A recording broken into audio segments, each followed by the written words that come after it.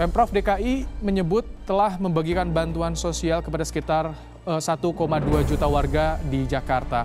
Masyarakat juga dapat memantau distribusi pembagian bansos punya ini hak di situs web 5,1 triliun dana bagi hasil.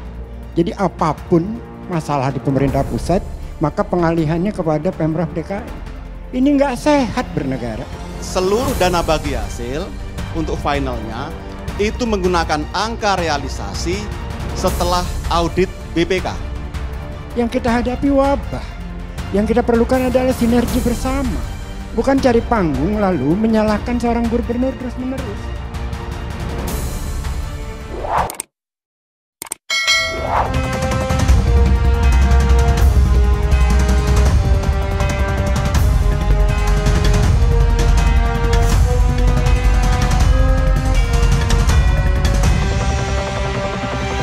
Assalamualaikum warahmatullahi wabarakatuh, Sobat RH sekalian. Jumpa lagi di dalam channel yang keren ini, ya, Keren Cadas.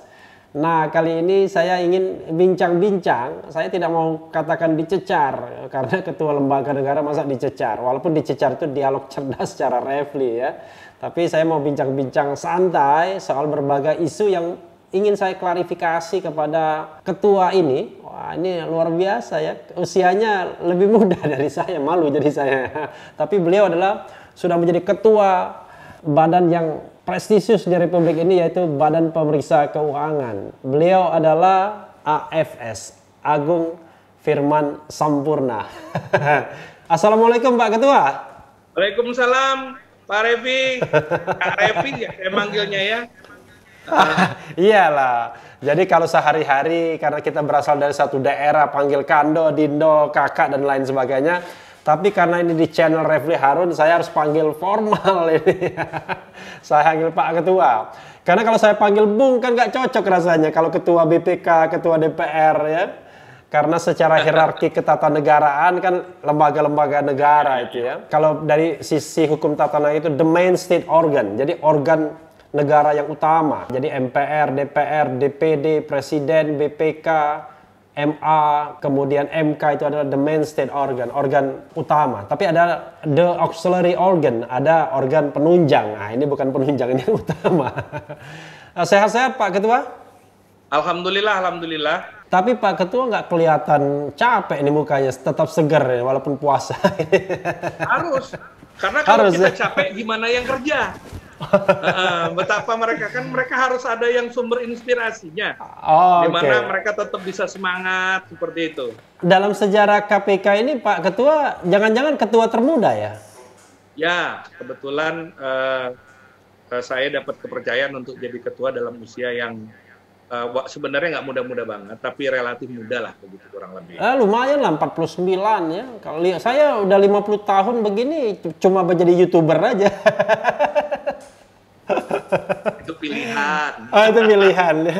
Itu pilihan ya. Ada isu yang berkembang di masyarakat Pak Ketua ya, mengenai DBH ya, dana bagi hasil. Gara-garanya kan soal bantuan sosial. Bantuan sosial DKI menganggarkan 1,1 ya, kemudian pemerintah berapa 3, sekian. Belakangan pemerintah pusat mengatakan, wah itu Pemda DKI nggak ada duitnya katanya untuk semua diserahkan pada pemerintah pusat. Tapi rupanya Gubernur DKI siapa bilang kami nggak ada duit? Kami ada. Itu dana bagi hasil belum dikasihkan semua ke kami. Dari 5,1 triliun kalau tidak salah yang sudah disalurkan 2,4 atau 2,6 itu ada dua versi saya baca. Nah sisanya itu belum digelontorkan lagi. Nah alasan dari pemerintah pusat dalam hal ini Kementerian Keuangan yang disampaikan staf khususnya, ya nanti kami mau menunggu dulu yang namanya LKPP. Nah, LKPP-nya udah keluar ya pasti ya, laporan keuangan pemerintah pusat sudah disampaikan. Sedang dalam proses penyelesaian sekarang. Tahapannya itu kan ada pembahasan tripartit dan kemudian ada apa namanya itu pembahasan opini di tingkat kementerian lembaga dan opini di tingkat LKPP. Baru nanti kemudian kita serahkan. Nah itu kalau misalnya menunggu LKPP yang diselesaikan pemeriksaan keuangan oleh BPK, itu kira-kira kapan? 60 hari dari kapan itu? Ya, kalau sekarang kita klarifikasi dulu masalah DBH-nya itu. Nah, oke. Saya sengaja muter-muter biar Pak Ketua langsung mengklarifikasi. Silakan Pak Ketua. Kita klarifikasi dulu bahwa dana bagi hasil itu diatur Pak Refli di dalam Undang-Undang Nomor 33 Tahun 2004. Ya. Tentang perimbangan keuangan ya. Maupun bagaimana pembayaran dilakukan. Nah, itu diatur di pasal 11 sampai dengan pasal 24. Ini penting untuk dipahami dan kemudian diatur secara khusus di pasal 23. Ya. Dalam pasal 23 itu secara jelas dan tegas disampaikan bahwa penyaluran dana bagi hasil bagian daerah itu disampaikan kepada daerah sesuai dengan realisasi penerimaan tahun berjalan. Oke. Jadi kalau kita bicara 2019, maka penyalurannya adalah pada tahun 2019. Ini kita bicara aturannya. Ya, tahun berjalan ya. Ya. Diatur lagi lebih detail di Peraturan Pemerintah Nomor 55 Tahun 2005 tentang dana perimbangan. Itu diatur lagi porsinya dan kurang lebih memberikan penegasan yang kurang lebih sama. Untuk beberapa hal teknis mungkin itu dibutuhkan peraturan dari Bendahara Umum Negara. Tetapi aturan Bendahara Umum Negara sudah pasti tanpa harus saya bicara masalah hukum di depan pakar hukum yang ada yang senang bicara dengan saya sekarang. Nggak boleh dong. Pakar makan tanaman. Nggak boleh dong kemudian aturan-aturan itu melampaui undang-undang dan peraturan. Tetapi Pak Refli, saya sebenarnya tidak dalam posisi, Badan Pemeriksa Keuangan itu tidak dalam posisi kemudian masuk atau menengahi perdebatan antara pemerintah provinsi dan kemudian Kementerian Keuangan.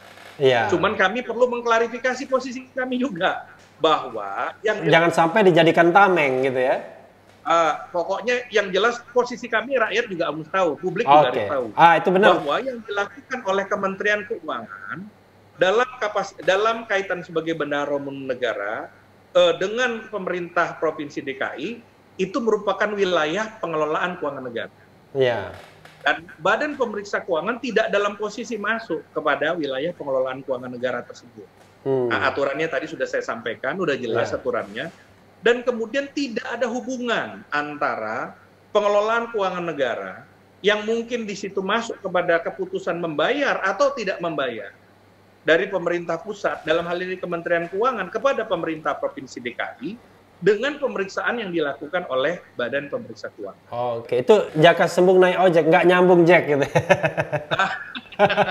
Kurang lebih seperti itu. Tetapi belakangan saya dengar katanya Dirjen Perbendaharaan sudah mengklarifikasi persoalan ini, dan kemudian menyatakan betul bahwasannya ada 5,1 triliun tadi dan sudah disampaikan kurang lebih 2,6 triliun rupiah.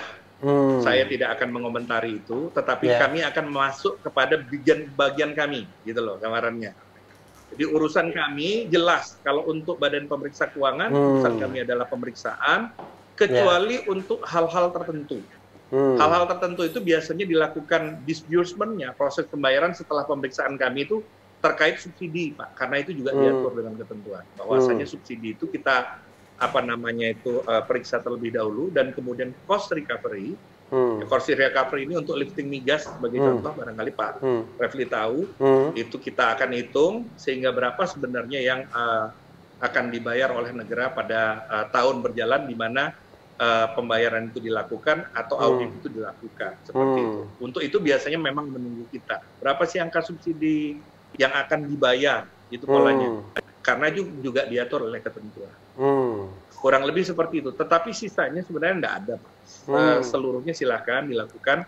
Dan itu memang menurut pendapat kami merupakan bagian dari yang kita sebut sebagai international best practices, bahwa posisi external auditor, BPK kan external auditor eksternal, itu tidak terlibat atau tidak mencampuri proses pengelolaan supaya kami tetap independen. Selain isu DBH, kan ada Perpu yang sudah disahkan atau disetujui tepatnya di DPR tanggal 12 Mei yang lalu. Perpu ini kontroversial karena mengundang kontroversi di masyarakat. Banyak orang yang kemudian mempermasalahkan Perpu ini, bahkan sudah mengajukan judicial review ke Mahkamah Konstitusi. Dengan diundangkannya nanti Perpu ini menjadi undang-undang, tentu pengajuan judicial review itu harus berdasarkan undang-undang. Tapi substansinya sama saja. Nah, salah satu substansi itu pasal 27 yang mengatakan bahwa segala keuangan dalam konteks Perpu itu bukan kerugian negara.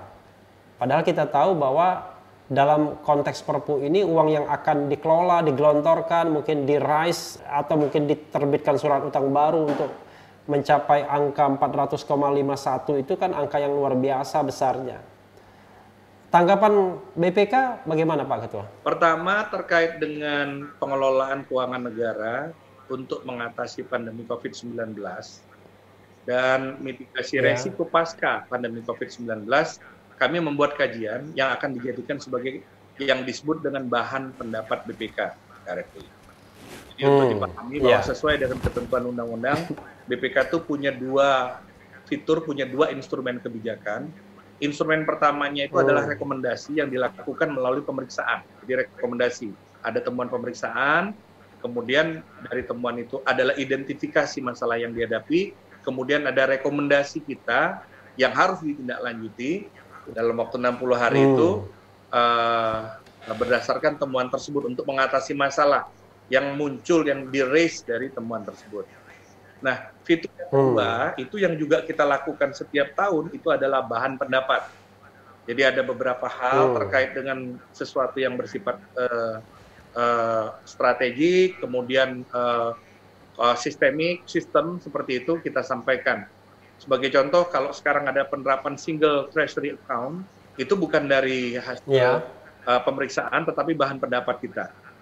Nah, pada tahun 2019 kemarin, kami juga mengeluarkan bahan pendapat, beberapa diantaranya, antara lain adalah yang kemudian mendorong terbitnya peraturan Menteri Keuangan tahun 2018 tentang pengelolaan keuangan di Kementerian Pertahanan. Nah, kami juga mengeluarkan bahan pendapat ini. Jadi, kami melakukan beberapa analisis resiko. Jadi kan kami akan lihat ini, kan ada resiko nih. Dengan regulasi yang baru akan ada resiko terhadap pengelolaan, baik pada tingkat perencanaan, pelaksanaan, pengawasan, hingga pertanggungjawaban. Dan termasuk juga kami buatkan mitigasi resikonya. Ini bahan pendapat kita. Nah, secara kelembagaan, kami melihat sebenarnya sampai dengan Badan Pemeriksa Keuangan, kalau Badan Pemeriksa Keuangan itu kan sebenarnya yang pasnya itu di ayat 1-nya, pasal 27 ayat 1. Polanya kurang lebih seperti itu. Sedangkan untuk 2 dan 3 sebenarnya dia masuk kepada aspek penegakan hukum. Tetapi menjadi persoalan karena penegakan hukum itu akan didasarkan pada bagian yang pertama. Nah, dari yang disampaikan di bagian yang pertama itu, kami menganggap kalimat yang ada di dalam itu tuh tidak menghalangi kami untuk melakukan audit. Ada beberapa hal. Yang pertama adalah ini dulu. Satu, Badan Pemeriksa Keuangan itu melaksanakan tugasnya itu dasarnya kan Undang-Undang Dasar, Pak, bukan undang-undang, tapi Undang-Undang Dasar. Jadi untuk memeriksa pengelolaan dan tanggung jawab keuangan negara itu dibentuk Badan Pemeriksa Keuangan yang bebas dan mandiri. Jadi kalau kami melakukan pemeriksaan terhadap pengelolaan keuangan negara, di mana yang dilakukan oleh Perpu ini masuk ranah pemeriksaan pengelolaan keuangan negara, itu adalah perintah Undang-Undang Dasar. Sehingga tidak ada satu pun undang-undang yang kemudian apapun bentuk pengaturannya bisa merubah itu. Polanya kurang lebih seperti itu. Ini bagian yang pertama nih.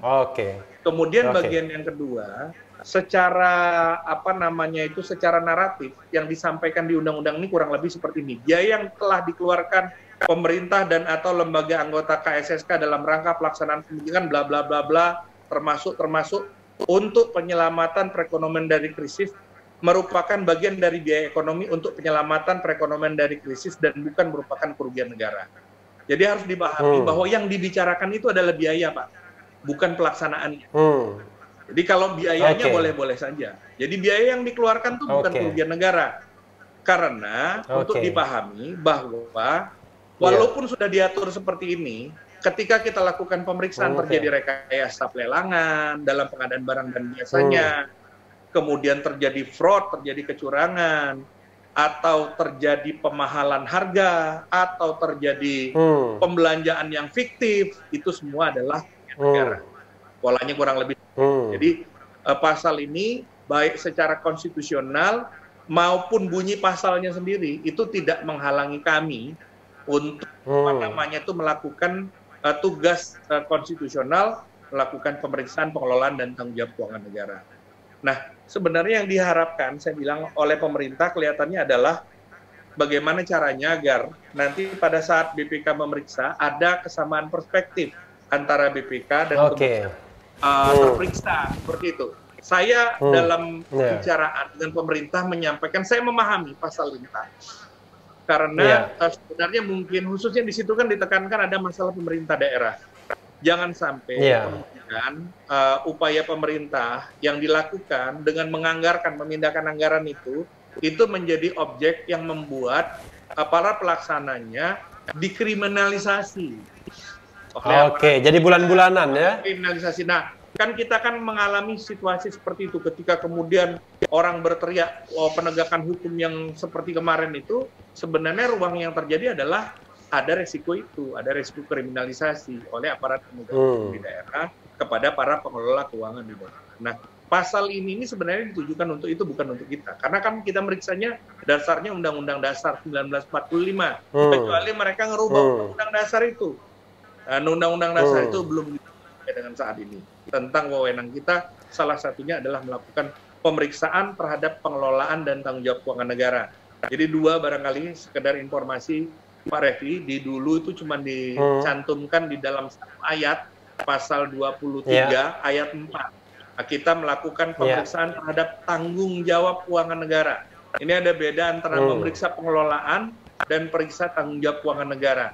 Pada saat kita bicara tanggung jawab keuangan negara, itu post factum, yaitu kita melakukan pemeriksaan setelah dia berakhir. Jadi betul-betul selesai berakhir kegiatan.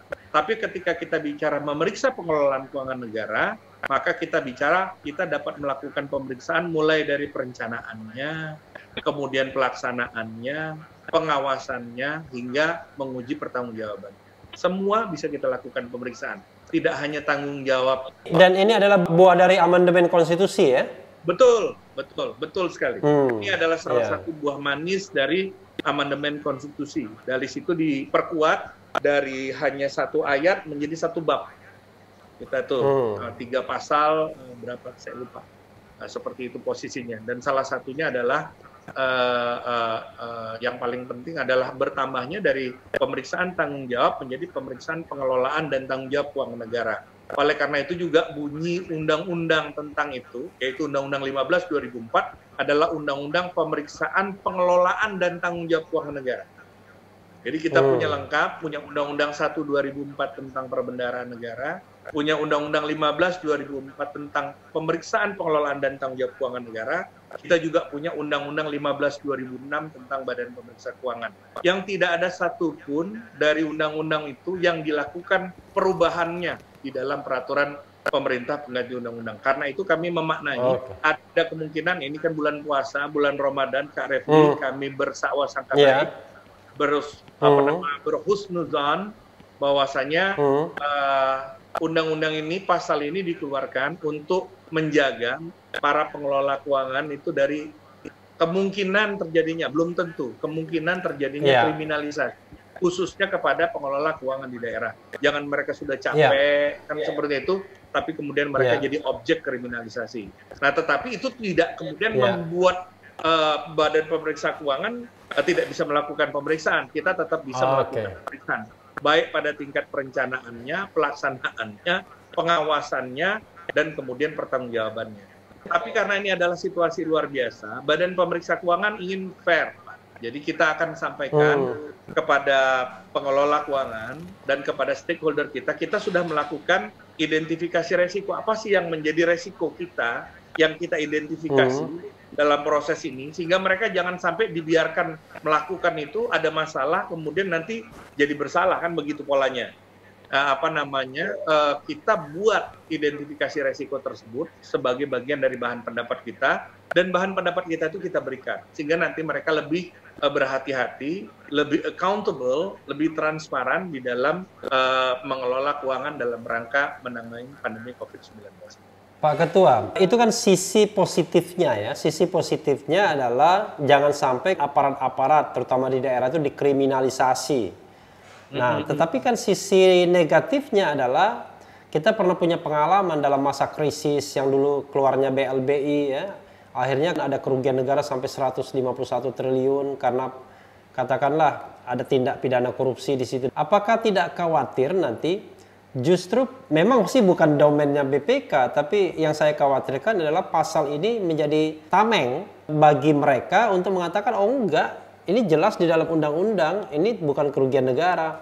Kalaupun BPK mengatakan terjadi kerugian negara, kan yang namanya laporan BPK itu kan bukan alat bukti, tetapi baru bukti permulaan yang harus diklarifikasi lebih lanjut, kan begitu. Kekhawatirannya justru bukan di tingkat BPK-nya Pak Ketua, tapi di tingkat nanti pas penegakan hukumnya begitu.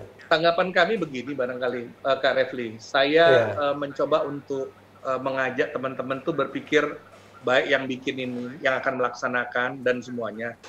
Ini kita mengalami masa krisis dan kemudian kita sudah punya pengalaman. Harusnya ada lesson learned ya, bertahun-tahun. Bahwasanya dalam masa krisis inilah ada resiko yang besar. Orang ada free rider bahasanya dan memanfaatkan regulasi yang ada itu untuk melakukan kecurangan atau fraud. Yang di Indonesia diistilahkan sebagai korupsi. Itu bagian yang menurut pendapat saya perlu kemudian kita lakukan identifikasinya. Nah, ruang kami lakukan identifikasi itu. Jadi kami kasih tahu, kami sampaikan kepada pemerintah nanti ini sedang kita finalisasi kepada pemerintah, kepada kemudian stakeholder kami, kepada Dewan Perwakilan Rakyat, itu akan kita sampaikan bagian ini. Nah, bagian yang lain terhadap apakah kemudian ini dijadikan sebagai sarana pasal ini sehingga hasil pemeriksaan itu tidak ada artinya. Ini harus dipahami bahwasanya ada hal yang terkait juga di luar persoalan audit, persoalan hukum, yaitu persoalan politik, Pak. Jadi harus dipahami bahwasanya rezim itu kan berganti. Nah, sedangkan pemeriksaan BPK itu stay. Yang jadi masalah pemeriksaan ini akan ada nanti tahun depan lagi. Nah, kita bisa lihat bahwasanya saya banyak menemui kasus ya, bukan masalah apa-apa. Seorang pejabat daerah itu dituntut itu bukan pada saat dia memimpin, tapi berkuasa, pada saat dia ada dalam posisi, tetapi digunakan 5-6 tahun setelah itu, setelah dia tidak jadi gubernur, setelah tidak jadi wakil gubernur, dan yang digunakannya adalah hasil pemeriksaan kami. Jadi itu bagian yang untuk saya, kami tidak khawatir, tapi kami juga mengingatkan bahwasanya nggak berguna kemudian membuat hal-hal yang seperti ini. Itu loh gambarannya. Kalau untuk dijadikan sebagai yang tadi disampaikan ada kemungkinan mau dijadikan tameng. Pemeriksaan tetap akan kami lakukan. Nanti setelah ini dilaksanakan kami akan lakukan pemeriksaan khusus, entah itu pemeriksaan kinerja atau pemeriksaan dengan tujuan tertentu tentang penanganan ini.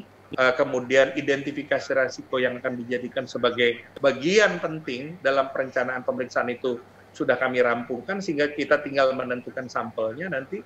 Dan hasil pemeriksaannya akan di-launch 2021 atau mungkin akhir 2020. Kita sudah punya laporan hasil pemeriksaan dan dia akan stay di situ.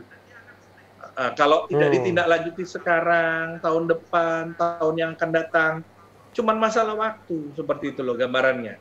Oleh karena itu mari kita berhati-hati, kita melaksanakan amanat yang diberikan kepada kita, tanggung jawab yang diberikan kepada kita, khususnya kalau dia terkait dengan pengelolaan keuangan negara secara baik, secara accountable, transparan, accountable, patuh terhadap ketentuan perundang-undangan. Hasil pemeriksaan BPK ini tidak expired ya, stay begitu aja. Nggak ada.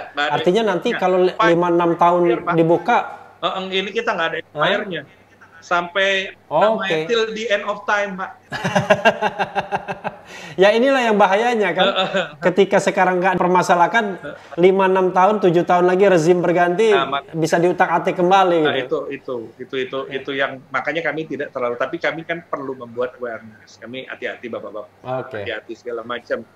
Kita ini krisis, apalagi kalau seperti yang disipir oleh kolega-kolega kami di DPR itu seperti Pak siapa namanya Masinton, Pak siapa? Iya. Bahwasanya kalau Arteria Dahlan,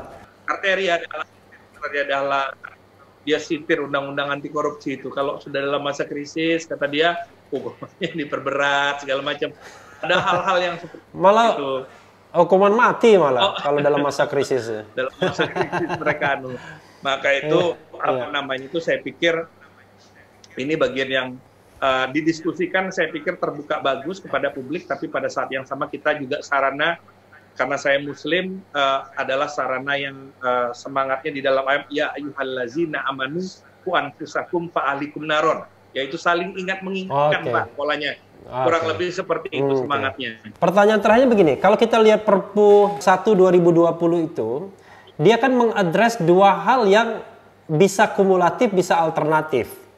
Pertama, dia mengadres COVID-19, tapi dikatakan dan atau ya. Dan atau itu terkait dengan bagaimana recovery ekonomi, finansial, keuangan, dan lain sebagainya menghadapi krisis ekonomi atau krisis finansial ini. Dari sisi perundang-undangan, kalau saya memandangnya dari sisi hukum tata negara agak aneh. Karena sepertinya mekanisme atau skema pemulihan ekonomi itu menumpangi COVID-19 ini. Padahal kan harusnya deklarasinya harus terpisah. Ini deklarasi bencana, deklarasi darurat kesehatan masyarakat, ini adalah deklarasi krisis finansial atau krisis keuangan atau apapun yang akan berakibat pada langkah-langkah yang dilakukan, termasuk bagaimana kewenangan yang extraordinary dan lain sebagainya. Penilaian Pak Ketua, karena saya takutnya jadi campur sari ini, mana yang untuk COVID, mana yang untuk misalnya penanganan bank gagal bayar atau apa misalnya, berkelindan menjadi satu, seolah-olah kita punya the common enemy yang namanya COVID-19, padahal jangan-jangan penyakitnya ini nggak ada kaitannya sama COVID-19. Silakan Pak Ketua. Ya. Jadi kalau di Badan Pemeriksa Keuangan, makanya bahan yang kita gunakan, bahan pendapat kita yang sekarang dalam tahap kajian itu, kita menggunakan istilah pengelolaan keuangan negara pasca pengelolaan keuangan dalam menangani pandemi COVID-19 dan kemudian mitigasi resiko pasca pandemi. Jadi kita memisahkan dua hal. Jadi ada bagian yang kita identifikasi resikonya di situ, dan ada satu lagi, kalau dari sisi kami ya nanti, kan kalau dari sisi kami pemeriksaannya, nah, dari sisi kami objek yang berbeda, yaitu kami pisahkan menjadi bagian dari sebenarnya yang dilakukan oleh pemerintah dengan melakukan mitigasi resiko pasca pandemi COVID-19. Karena kan kalau KSSK, sebenarnya kan protokolnya sudah ada di dalam undang-undang JPSK, Pak. Harus ada kemudian penetapan deklarasi krisis terlebih dahulu seperti itu. Nah, sekarang itu yang dilakukan pastinya apa yang disebut dengan mitigasi resiko sebenarnya yang mereka lakukan. Nah, dua objek itu nanti rencananya dengan kami pisahkan dan kemudian akan kami atur bagaimana kemudian pemeriksaannya kita lakukan. Apakah dua jenis pemeriksaan ataukah dijadikan satu jenis pemeriksaan? Kalau dalam posisi kami dua-duanya akan tetap kami periksa dan kemudian ada kriterianya memang. Ini kriterianya apa, ini kriterianya apa, kurang lebih seperti itu. Jadi kalau di kami kurang lebih kalau apapun yang mau dilakukan sama para pengelola keuangan negara, saya mengatakan begini. Saya pikir para pengelola keuangan negara silahkan buat kebijakan apa aja silahkan, nggak ada masalah. Kalau mereka anggap itu benar silahkan mereka buat kebijakan, tapi begitu Anda bicara uang, itu hati-hati karena pasti kami punya kalimat kurang lebih seperti ini, Pak, di BPK itu. Ini barangkali menutup diskusi kita. Hanya kepada Allah Subhanahu wa Ta'ala kami percaya. Hanya kepada Allah Subhanahu wa Ta'ala, Tuhan yang Maha Kuasa kami percaya.